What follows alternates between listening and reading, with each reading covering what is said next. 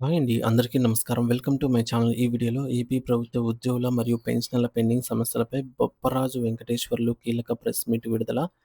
దీనికి సంబంధించిన పూర్తి వివరాలు ఈ వీడియోలో తెలుసుకుందాము. వీడియో అయితే ఎక్కడ గాని స్కిప్ చేయకుండా ఎండ్ వరకు చూసేయండి. అప్పుడే ఇన్ఫర్మేషన్ పూర్తిగా అర్థమవుతుంది. అలాగే ఈ వీడియో చూస్తున్న ప్రతి ఒక్కరు వీడియోకి లైక్ చేయండి ఫ్రెండ్స్. ఈ వీడియోని తోటి ఉద్యోగ, పెన్షనర్ మిత్రులతో అయితే షేర్ చేయండి. కొత్తగా మన ఛానల్ చూస్తున్నవారు ఇంకెవరైనా సబ్స్క్రైబ్ చేసుకోకపోతే వెంటనే మన ఛానల్ అయితే సబ్స్క్రైబ్ చేసుకోండి. సబ్స్క్రైబ్ చేసుకోవడం వల్ల నేను చేసే ప్రతి ఒక్క వీడియో మీ వరకు రీచ్ అవుతుంది. ఇక ఆలస్యం చేయకుండా వివరాల్లోకైతే వెళ్ళిపోదాము. ఫ్రెండ్స్ ఇక విషయానికొచ్చినట్లయితే ఏ ప్రభుత్వానికైనా సరే ఆ ప్రభుత్వ యంత్రాంగంలో అత్యంత కీలకమైన భాగస్వాములు ఉద్యోగులు, ప్రభుత్వ ఉద్యోగులే. ఒక రకంగా చెప్పాలి అంటే ప్రభుత్వం పట్ల ప్రజల్లో వ్యతిరేకత మొదలవ్వడానికి లేదా ప్రభుత్వం పడిపోవడానికి ప్రధాన కారణం ఉద్యోగ వర్గాలే అవుతాయి. అందుకే ఏ ప్రభుత్వానికైనా మొదట శత్రువులు లేదా గట్టి విమర్శకులు ఉద్యోగులే అని అంటుంటాము. దీనికి కారణం లేకపోలేదు. ఉద్యోగులు నేరుగా ప్రభుత్వ శాఖల్లో పనిచేస్తారు. కాబట్టి ప్రభుత్వానికి సంబంధించి అతి ముఖ్యమైన అంతర్గత విషయాలు, పాలనలోని లోపాలు, అవినీతి మరియు ఆర్థిక స్థితిగతులు వారికి చాలా క్షుణ్ణంగా తెలుస్తాయి. వీరు కేవలం రాష్ట్ర సచివాలయాల్లోనే కాకుండా గ్రామ పంచాయతీలు మరియు గ్రామ సచివాలయాల వరకు ప్రతి అడుగులోనూ విస్తరించి ఉంటారు. సామాన్య ప్రజలతో మరియు గ్రౌండ్ లెవెల్ కార్యకర్తలతో వీరికి నిరంతర సంబంధం ఉంటుంది కాబట్టి. వీరు ప్రభుత్వ ఇమేజ్‌ను ఒక క్షణంలో మార్చేయగలరు. వీరి సోషల్ మీడియా గ్రూప్‌లు, వాట్సాప్ నెట్వర్క్స్ చాలా చైతన్యవంతంగా ఉంటాయి. దీనివల్ల ఏ చిన్న సమాచారమైనా క్షణాల్లో లక్షలాది మందికి చేరుతుంది. ఆంధ్రప్రదేశ్‌లో ప్రస్తుతం అమరావతి జేఏసీ నేత బొప్పరాజు వెంకటేశ్వర్లు గారు లేవనెత్తిన అంశాలను పరిశీలిస్తే కూటమి ప్రభుత్వంపై ఉద్యోగులలో తీవ్రమైన ఆగ్రహం వ్యక్తం అవుతోంది. 2024 ఎన్నికల ముందు అప్పటి జగన్మోహన్ రెడ్డి గారి ప్రభుత్వం రివర్స్ పీఆర్సీ ఇచ్చిందని, ఉద్యోగుల పట్ల నిర్లక్ష్యంగా ఉందని చెప్పేసి కూటమి పార్టీలు తీవ్రంగా విమర్శించాయి. తాము అధికారంలోకి వస్తే ఉద్యోగులకు అండగా ఉంటామని, మెరుగైన పీఆర్సీ ఇస్తామని, ఐఆర్ ప్రకటిస్తామని హామీలు గుప్పించారు. ఈ హామీలను నమ్మి దాదాపు 80% మంది ఉద్యోగులు మరియు వారి కుటుంబాలు కూటమికే మద్దతు పలికారు. కానీ ఇప్పుడు ప్రభుత్వం ఏర్పడి 2 ఏళ్లు గడిచినప్పటికీ మూడో సంవత్సరంలో అడుగుపెడుతున్న ఒక్క ప్రధాన హామీ కూడా నెరవేరలేదని ఉద్యోగ సంఘాలు వాపోతున్నాయి.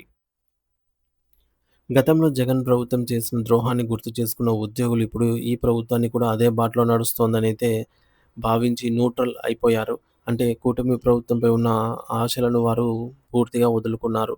ఆర్థికపరమైన అంశాలలో ప్రభుత్వం చూపుతున్నటువంటి నిర్లక్ష్యం ఉద్యోగుల సహనాన్ని పరీక్షిస్తోంది. ప్రతి 5 సంవత్సరాలకోసారి పీఆర్సీ కమిషన్ వేయడం అనేది ఒక ఎమోషనల్ బాండింగ్ లాంటిది. కానీ ప్రభుత్వం వచ్చి 2 ఏళ్లలో కనీసం కమిషన్ చైర్మన్‌ను కూడా నియమించకపోవడం ఉద్యోగులను విస్మయానికి గురిచేస్తోంది. ఒక పీఆర్సీ కమిషన్ వేయడానికి రూపాయి ఖర్చవ్వదు. కానీ కేవలం సమీక్ష మాత్రమే జరుగుతోంది. కానీ ప్రభుత్వం కావాలనే డిలే చేస్తోంది. బొప్పరాజు గారు ఆరోపిస్తున్నారు ఈ మేరకు. మరి ఒక పక్క పక్క రాష్ట్రమైనటువంటి తెలంగాణలో ఉద్యోగులు ఇప్పటికే 5%తో అయినా కూడా ఐఆర్ పొందుతూ ఉన్నారు. Interim relief. ఏటా 5,000 నుంచి 50,000 నుంచి రూ. 60,000 వరకు అదనపు ప్రయోజనం వారు పొందుతూ ఉంటే, ఆంధ్రప్రదేశ్‌లో ఉద్యోగులు మాత్రం ఆ మొత్తాన్ని నష్టపోతూ ఉన్నారు. ఆర్థిక లోటు ప్రతి ఉద్యోగి కుటుంబంపై తీవ్ర ప్రభావం అయితే చూపుతుంది. ఎందుకంటే వారి ఆర్థిక ప్లానింగ్ అంతా జీతాలు మరియు రావాల్సిన బకాయిలపైనే ఆధారపడి ఉంటుంది కాబట్టి. ప్రస్తుతం దాదాపు 15,000 కోట్ల రూపాయలకు పైగా బకాయిలు పెండింగ్‌లో ఉన్నాయని అంచనా. ఇందులో కరువు భత్యం డీఏకి సంబంధించి 5 విడతలు బాకీ ఉండటం గమనార్హం. ప్రభుత్వం ఒక్క డీఏ ప్రకటించినా కూడా క్యాష్ రూపంలో ఇవ్వకుండా కాలయాపన చేస్తూ అంటే అరియర్స్ ఇవ్వకుండా కాలయాపన చేస్తూ ఉన్నారు.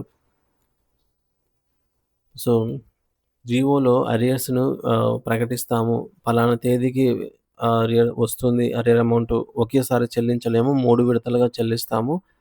మొదటి విడత పలానా తేదీ వస్తుంది. రెండో విడత పలానా సమయంలో వస్తుంది. మూడో విడత పలానా సమయంలో వస్తుందని చెప్పేసి మనకు డీఏ ప్రకటించే జీవోలోనే మెన్షన్ చేసి ఉంటుంది.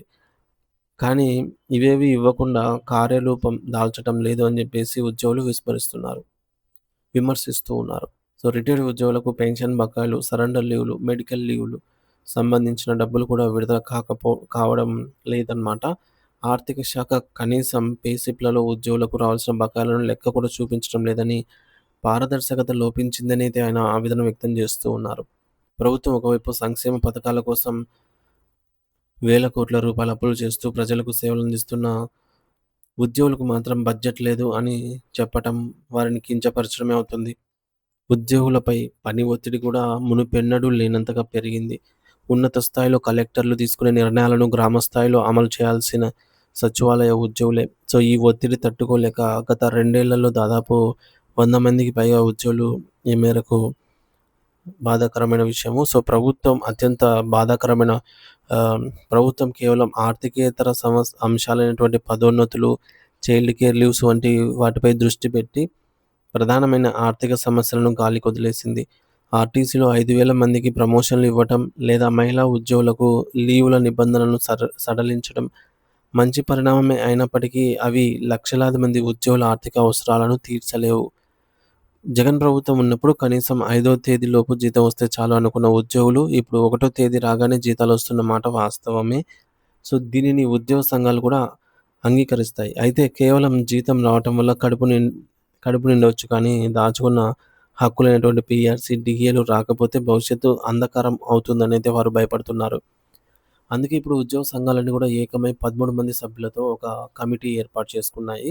28 జిల్లాల్లో నిరసనలు తెలపడానికి, ఆపై రాష్ట్రంలో పెద్ద ఎత్తున ఉద్యమానికి సిద్ధమవుతూ ఉన్నాయి. సో, ప్రభుత్వం దిగి వచ్చి చర్చలు జరపకపోతే రాబోయే రోజుల్లో రాష్ట్ర పాలన స్తంభించిపోయే ప్రమాదం ఉంది. సంక్షేమ పథకాలకు డబ్బులున్నప్పుడు తమకు రావాల్సిన బకాయిలకు ఎందుకు లేవనైతే వారు ప్రశ్నిస్తూ ఉన్నారు. సో, మొత్తానికి పీఆర్సీ కమిషన్ జాప్యం 2 ఏళ్లుగా పీఆర్సీ కమిషన్ ఏర్పాటు చేయకపోవడం ఉద్యోగులలో తీవ్ర అసహనాన్ని పెంచుతోంది.